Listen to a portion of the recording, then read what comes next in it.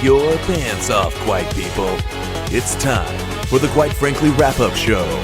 Coming to you live from a secret dungeon studio in Port Chester, New York.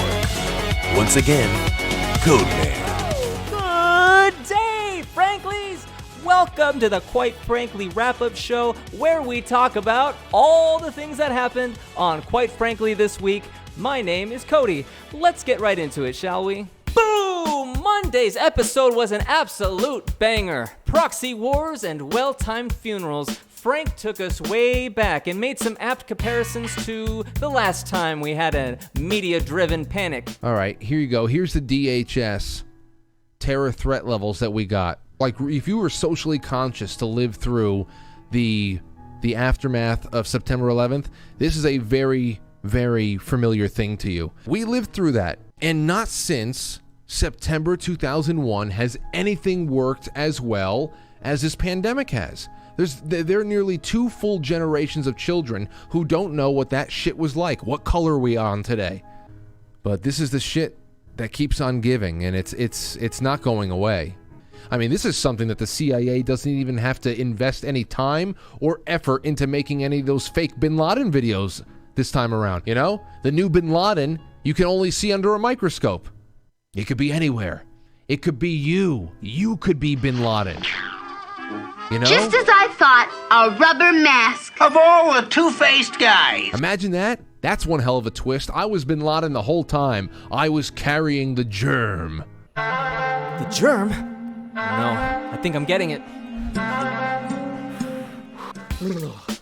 Oh, it's a good thing I had this mask to protect me from that germ. Tuesday, Frank had a fantastic interview with Larry Sharpe. Now, Larry Sharpe was the 2018 Libertarian candidate for governor in the state of New York. The episode, Thinking Outside the Box. 2008, 2009, 2010, we had a horrible crash. So the kids who came out in 2010, 12, and 14, their future was shot. They had nothing when they came out. They were told they were going to have, so they had nothing. Then they started building themselves up, mostly through gig economy, mostly through all the gig deals they've had. Now COVID comes, we shut it all down again. So all those people who started to gain something, we've just erased it again. And we wonder why they go out, and as soon as you give them a chance to go onto the beach, they go off and party. What's wrong with the beach, Larry? I said, what's wrong with the beach, Larry? This is fantastic out here. The only thing that could make it worse is a crazy-ass mayor. You know, like the ones discussed in Wednesday's episode. Crazy mayors destroy America, and Twitter purges QAnon. Now I'm gonna jump ahead a little bit to Lori Lightfoot, because this one is just something else. In this season, we are suffering as a city. Yeah. Well, then you need to find the balls to establish order in that city that elected you to keep shit tidy. I love when creatures like her and Bill de Blasio follow. They adhere themselves to this religion, and they drag us all along for the ride into hell. And I can't tell you how many times I've heard this speech. How many times I've heard this speech in my personal life. The same speech, different issues. Some solemn gas bag of a woman who cites poetry, who reaches into poetry to just show her cultured side, and how you really did elect a heartfelt, well-rounded, cultured person here to lead you all through these dark times that I created. And then, of course, inserts those dramatic pauses. And then, of course, at the end, the real solution is you need to ask for billions of dollars from higher levels of government, and everyone around her needs to step up. Everyone around her needs to step up. And clear your throat! That is the face of insanity. That is an empty vessel right there. You see this? You see this? That's an empty vessel right there. There is nothing going on inside of that oddly shaped head. Oddly shaped head? Oh yeah, I didn't think of that. Well, Thursday, the discussion of crazy mayors continued on Maxwell Unsealed and China Space War. When I look at all of these mayors and governors taking these these moments to grandstand for cameras and talking about pushing back on the president and how dare you, while they're standing amidst this ruin. I want to thank the thousands of you who've come out to oppose the Trump administration's occupation of our city. They're ruinous cities. And I'm saying to myself, I feel like every day, you want to know why comedy is ultimately dead? Because I feel like every day we're watching deleted scenes from the Naked Gun movies. Come on, nothing to see here. Please, Pittsburgh.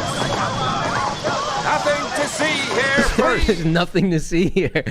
Meanwhile, you have the federal buildings graffiti. They have hammers. They're throwing Molotov cocktails.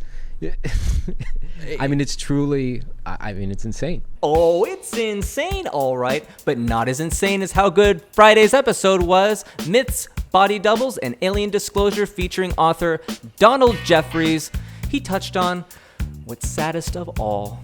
And what's saddest of all, I think, Frank, is that all this was done, and that's going to be probably the main premise of the book, is how did the entire world, not just America, how was the entire world shut down in an unprecedented fashion within the matter of a couple weeks, with not a single troop being needed, not a single police officer needed to enforce it, without a shot being fired, as the expression goes.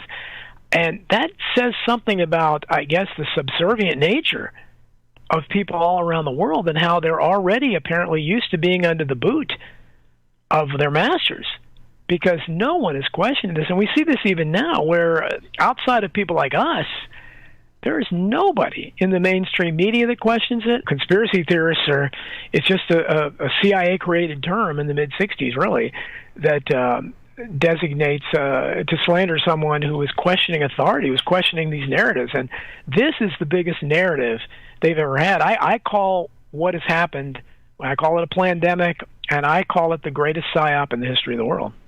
Donald Jeffries' work is available wherever fine books are sold. His latest, Bullyocracy, is available now. I downloaded that to my Kindle just now. And now it's time for the best calls of the week. Let's take some calls. Calls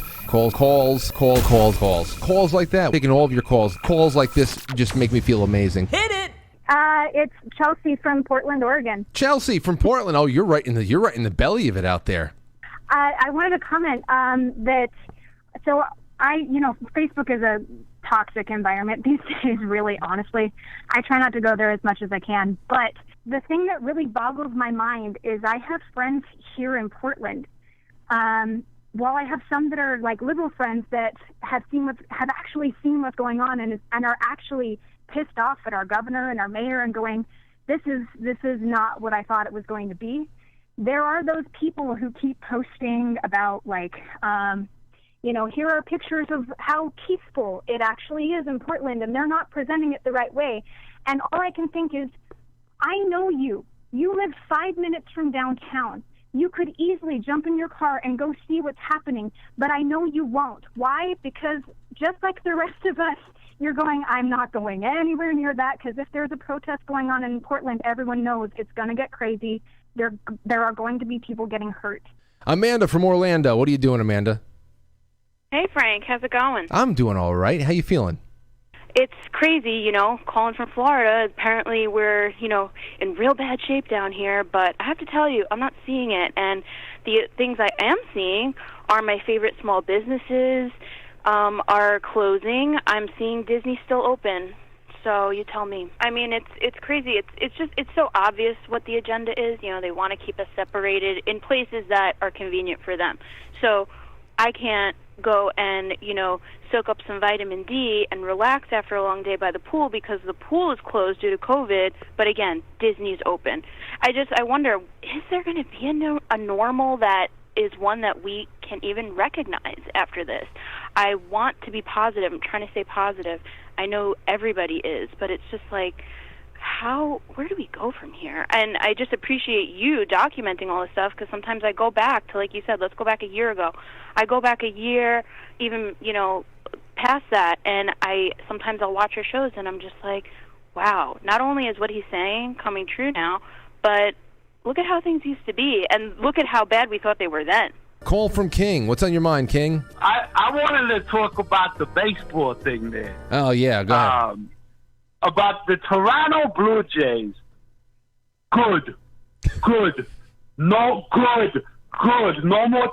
Oh, Canada, we can't play baseball up there no more. Good. Get rid. Canadians, start deporting them all. Deport Norm Macdonald. Deport Jim Carrey. Deport Gavin McInnes. I thought. Start. You know what? I would say build a wall first of Canadians coming in before Mexico. But Canadians are such pussies, they wouldn't. You really don't have to build a wall for them. All you got to do is be like, get the fuck out of here, and they'll do it. I would much rather have a Mexican as an ally than a pussy-ass Canadian, man. I can't stand them people, man. I can't stand them. I think they're pleasant. I hate them. I think they're very pleasant people. And I think they're pussies. King, I love you, but we gotta keep Norm Macdonald. Everybody watch, Quite Frankly, with Frank. That's right. And here's the best call of the week. Joey from Brooklyn. Yo. How are people in your neck of the woods liking Bill de Blasio right now? All right, well, let me tell you, my G.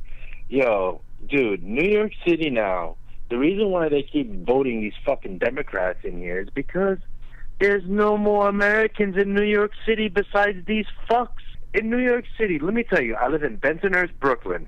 Bensonhurst, Brooklyn is literally like right by Coney Island, right by Caesars Bay, right? It's like almost like, you know, on the edge of Brooklyn where you would think it's New York, it's America. Yo, I lived in this neighborhood for 11 years.